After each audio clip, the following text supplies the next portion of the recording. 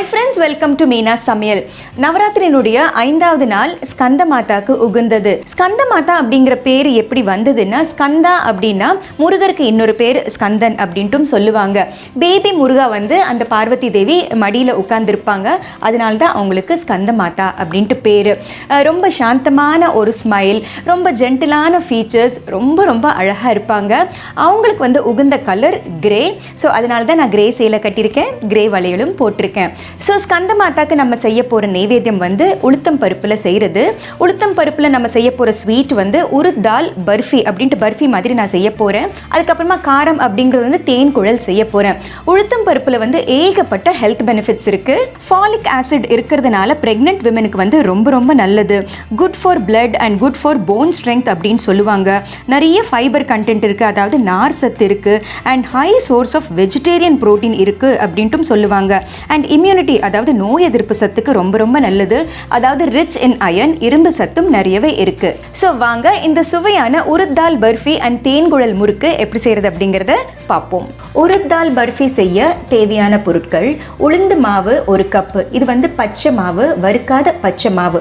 1 cup உளுந்து மாவு அப்படிங்கும்போது 1 கப்பு வெல்லம், 1/4 கப்பு பால்கோவா, இனிப்பு இல்லாத பால்கோவா, 1/4 கப்பு நெய், 1 டேபிள் ஸ்பூன் அளவு வறுத்து பொடித்த வேர்க்கடலை, வறுத்த வேர்க்கடலை, 1 டேபிள் ஸ்பூன் பால், அதுக்கப்புறமா ட்ரை ஃப்ரூட்ஸ் நம்ம விருப்பம்தான். நான் 1 டீஸ்பூன் மெலன் சீட்ஸ் எடுத்திருக்கேன், 1 டீஸ்பூன் ரெய்சின்ஸ் அதாவது உலர்ந்த திராட்சை, அதுக்கப்புறமா 1 டீஸ்பூன் வந்து பொடியாக நறுக்கிய பாதாம் பருப்பு. அவ்வளோதான். ஸோ இந்த சிம்பிள் அண்ட் ஈஸி உருத் தால் பர்ஃபி எப்படி செய்கிறது அப்படிங்கிறத பார்ப்போம். ஒரு பேன் ஆல்ரெடி ஹீட் பண்ணியாச்சு. இதில் வந்து முதல்ல நம்ம நெய் சேர்த்துக்கலாம். நெய் உருகுனதுக்கு அப்புறமா இந்த உளுந்து மாவை சேர்த்துக்கலாம். ஃப்ளேம் வந்து மாட்ரேட்லேயே வச்சுக்கோங்க. இந்த உளுந்து மாவோட பச்சை வாசனை போயிட்டு நல்லா ரோஸ்ட் ஆகணும், அது வரைக்கும் கொஞ்சம் வறுத்துக்கணும்.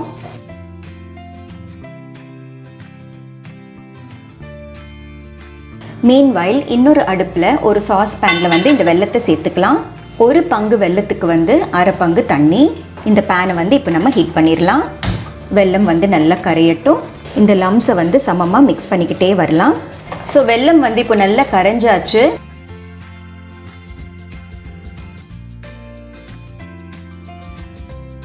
மீன்வைல் இந்த உளுந்து மாவும் பாருங்கள் நல்ல க்ரம்பிளியாக இருக்குது. அந்த மட் டெக்ஸ்டர் அப்படின்னு சொல்லுவோம் இல்லையா, மணல் மாதிரி. ஸோ அந்த அளவுக்கு இப்போ வந்தாச்சு. இன்னும் கொஞ்சம் நல்ல ரோஸ்டட் ஸ்மெல் வரலை. ஸோ இன்னும் ஒரு 2 நிமிஷம் நம்ம வறுக்க வேண்டியது இருக்கும். இப்போது நம்மளுடைய இந்த உளுந்து மிக்சர் வந்து நல்ல ரோஸ்டட் ஸ்மெல் வந்தாச்சு. கலரும் லைட்டாக மாறிட்டுருக்கு. இந்த ஸ்டேஜில் இந்த 1 டேபிள் ஸ்பூன் பாலை நம்ம சேர்த்துக்கலாம். பபிள் ஆகும், ஸோ கேர்ஃபுல்லாக சேர்த்துக்கோங்க.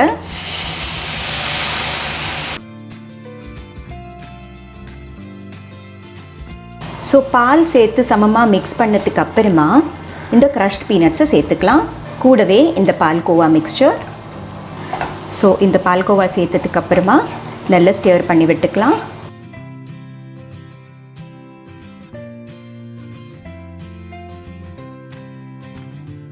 அடுத்து நட்ஸு, கொஞ்சமாக வாட்டர்மெலன் சீட்ஸ். இந்த சீட்ஸ் வந்து இன்னும் கொஞ்சம் கார்னிஷிங்காக எடுத்து வச்சுக்கலாம். அடுத்து கொஞ்சம் ரெய்சின்ஸ், இது கார்னிஷிங் இருக்கட்டும். அதே மாதிரி புரோக்கன் பாதாம், இதுவும் கார்னிஷிங் இருக்கட்டும். இந்த சூட்டுக்கே வந்து நல்ல ரோஸ்ட் ஆகிடும். திரும்ப ரோஸ்ட் செஞ்சு தான் நம்ம போடணும் அப்படிங்கிற அவசியம் இல்லை. இப்போ நம்ம ஜாகரி மிக்ஸ்சரை டெஸ்ட் பண்ணிக்கலாம்.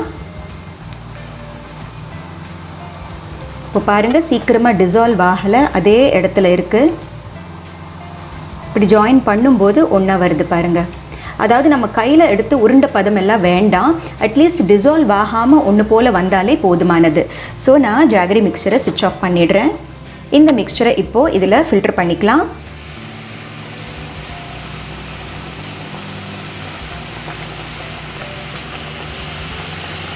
இது வந்து நல்லா ஸ்டிர் பண்ணி விட்டுக்கலாம்.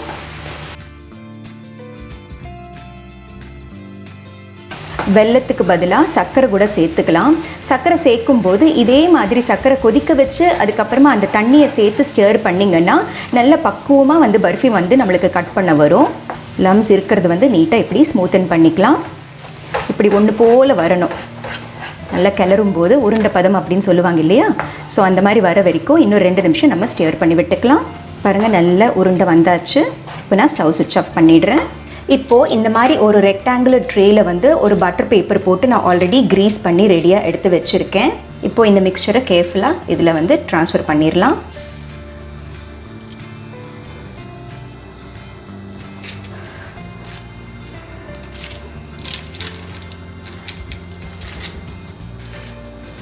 இப்படி நல்லபடியாக ஃப்ளாட்டன் பண்ணி விட்டுறலாம்.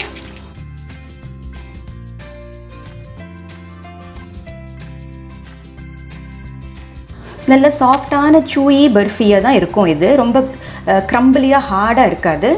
ஸோ இப்போ நம்ம ஏற்கனவே சேவ் பண்ணி வச்சுருக்கிற மெலன் சீட்ஸ், உலர்ந்த திராட்சை, அதுக்கப்புறமா பாதாம் பருப்பு, இதெல்லாம் நல்லபடியாக ப்ரெஸ் பண்ணி விட்டுடலாம். ஸோ இந்த மிக்சர் வந்து நல்லா ஆறுனதுக்கு அப்புறமா நம்ம வந்து பர்ஃபியாக வந்து கட் பண்ணிக்கலாம். ஸோ நம்மளுடைய பர்ஃபி மிக்சர் வந்து நல்லாவே ரூம் டெம்பரேச்சருக்கு ஆறியாச்சு.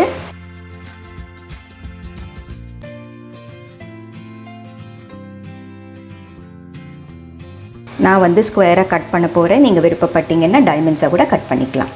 ரொம்ப ஹெல்த்தியான ஸ்வீட் ஆப்ஷன் இது.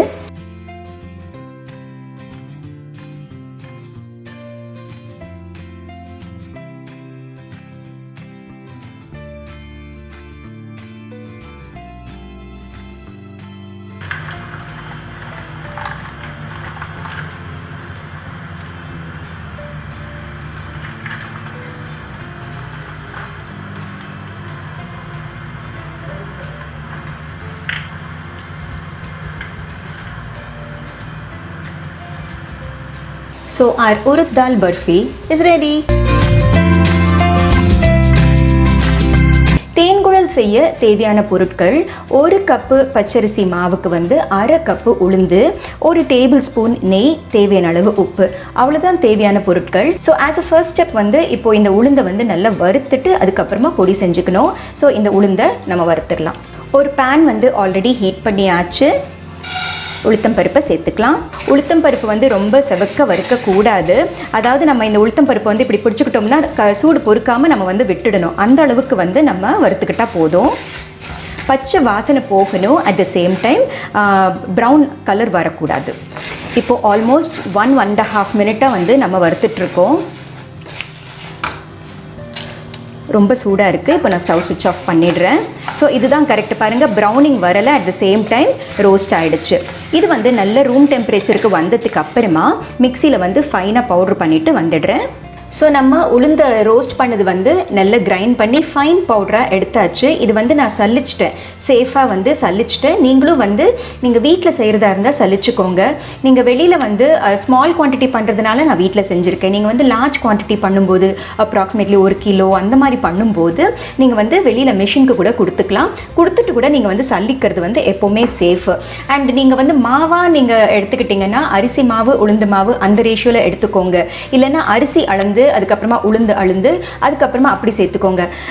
அப்போ தான் வந்து சமமாக இருக்கும். உளுந்து அப்படிங்கிறது வந்து கொஞ்சம் அதிகமாக இருந்தாலும் பரவாயில்ல, ஆனால் கம்மியாக மட்டும் இருக்கக்கூடாது. ஸோ 1 அரிசி மாவு அப்படிங்கும்போது half or little more உளுந்து மாவு இஸ் ஆல்சோ ஓகே. ஸோ ஒரு பெரிய லார்ஜ் மிக்சிங் பவுலில் அரிசி மாவை சேர்த்துக்கலாம். அடுத்து உளுந்து மாவு, இதுக்கு தேவையான அளவு உப்பு, அடுத்து நெய். முதல்ல இந்த உப்பு நெய் எல்லாம் வந்து சமமாக மிக்ஸ் பண்ணிக்கலாம். நெய் சேர்க்கும் போது லம்ஸ் வரும் இல்லையா, அந்த லம்ஸ் இல்லாதபடி நல்லபடியாக மிக்ஸ் பண்ணிக்கலாம். அண்ட் சைமல்டேனியஸ்லி ஒரு பேனில் வந்து நான் எண்ணெயும் ஹீட் பண்ணி வச்சுருக்கேன். ஸோ தட் நம்ம மிக்ஸ் பண்ண உடனே வந்து ஸ்க்வீஸ் பண்ணுறதுக்கு சௌரியமாக இருக்கும். ஸோ மாவு வந்து சமமாக மிக்ஸ் பண்ணியாச்சு. கொஞ்சம் கொஞ்சமாக தண்ணி சேர்த்து நம்ம மிக்ஸ் பண்ணிக்கலாம். அண்ட் ஸ்மால் போர்ஷன்ஸ் மிக்ஸ் பண்ணும்போது நீங்கள் ஒரே வாட்டி இப்போ நான் மிக்ஸ் பண்ணுற மாதிரி மிக்ஸ் பண்ணிக்கலாம். நீங்கள் நிறைய, அதாவது ஒரு அளாக்குக்கு மேலே நீங்கள் வந்து மிக்ஸ் பண்ணிங்கன்னா ஒவ்வொரு பேட்ச் இல்லை 2 பேட்சுக்கு மேக்ஸ் வந்து நீங்கள் மிக்ஸ் பண்ணிக்கிட்டிங்கன்னா பெட்டர். ஏன்னா மாவு வந்து புளிக்கக்கூடாது. ஃப்ரெஷ்ஷாக வந்து நம்ம மிக்ஸ் பண்ண உடனே ஸ்க்வீஸ் பண்ணும்போது தான் அதோடைய ஒரிஜினல் டேஸ்ட் வந்து நம்மளுக்கு கிடைக்கும். அண்டு நான் வந்து இதில் எந்த ஒரு ஸ்பைஸும் சேர்க்கலை. நீங்கள் விருப்பப்பட்டீங்கன்னா ஓமமோ இல்லை சீரகமோ உங்களுக்கு எது பிடிச்சிருக்கோ அது வந்து சேர்த்துக்கலாம். பெப்பர் பவுடர் கூட சேர்த்துக்கலாம். நல்ல சப்பாத்தி மாவு டோ கன்சிஸ்டன்சி இருக்கு இல்லையா, அதை விட ஒரு ஷேடு வந்து கொஞ்சம் லூஸாக நம்ம வந்து மிக்ஸ் பண்ணிக்கிட்டோம்னா ஸ்க்வீஸ் பண்ணுறதுக்கு வந்து ரொம்ப ரொம்ப சௌரியமாக இருக்கும்.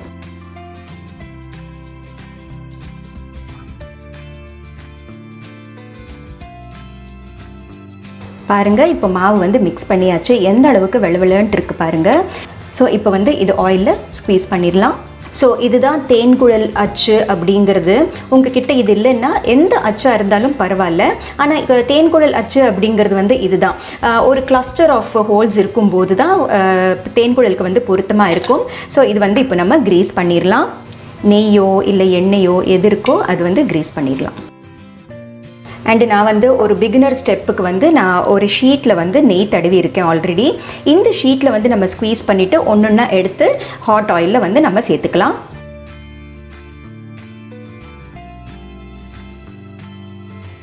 ஸோ இது வந்து உள்ளே போகிறதுக்கு வேண்டி ஒரு 3/4 ஃபில்அப் பண்ணால் கரெக்டாக இருக்கும்.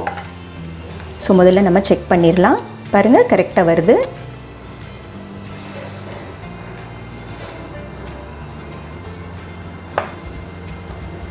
ஸோ எண்டை வந்து இப்படி கட் பண்ணிவிட்டு லைட்டாக இப்படி ஃபோர்ஸ் கொடுத்துட்டோம்னா அது வந்து நல்லா ஒட்டிக்கும்.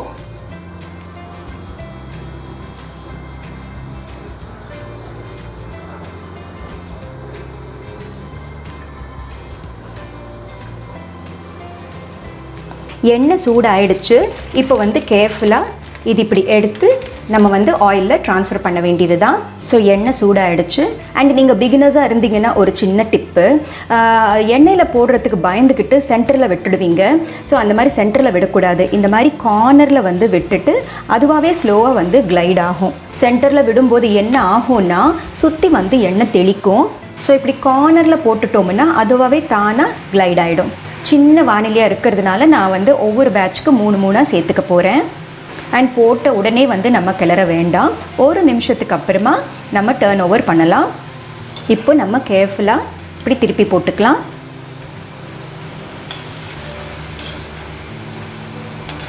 இந்த முறுக்கு வந்து ரொம்ப கலரே வராது. இன்ஃபேக்ட் வெள்ளை வெள்ளைன்ட்டு தான் இருக்கும். ஸோ பார்த்து சத்தம் அடங்கினதுக்கு அப்புறமா நம்ம ரிமூவ் பண்ணிடலாம். ஸோ பாருங்கள், எண்ணெயோடைய சத்தமெல்லாம் இப்போ அடங்கியாச்சு. நம்ம வந்து ரிமூவ் பண்ணிடலாம்.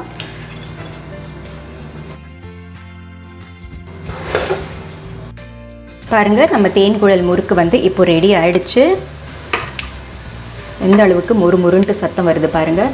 அண்ட் முறுக்கு வந்து சக்ஸஸாக இல்லையா அப்படின்னு தெரிஞ்சுக்கணுன்னா உடச்சி பார்க்கும்போது உள்ளே இந்த ஹாலோ இருக்குது பார்த்தீங்களா, இந்த ஹாலோ வந்து இருந்ததுன்னா தட் மீன்ஸ் இந்த ஹோல் மாதிரி இருக்குது பார்த்தீங்களா, இந்த ஹோல் மாதிரி வந்துச்சுன்னா தட் மீன்ஸ் முறுக்கு வந்து கரெக்டாக வந்திருக்கு அப்படின்ட்டு அர்த்தம்.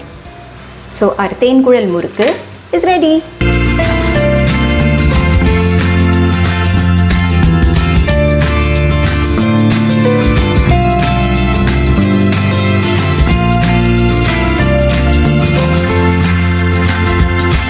நவராத்திரியினுடைய 5th டே ஸ்கந்த மாதாக்கு உகந்த பிரசாதம் என்ன அப்படிங்கிறத பார்த்தீங்க இல்லையா. ஸோ கண்டிப்பாக இந்த 2 ரெசிபிஸ் நீங்களும் ட்ரை பண்ணி பாருங்கள். ஸோ மீனா சமையலை பாருங்கள், லைக், ஷேர், சப்ஸ்கிரைப் பண்ணுங்கள்.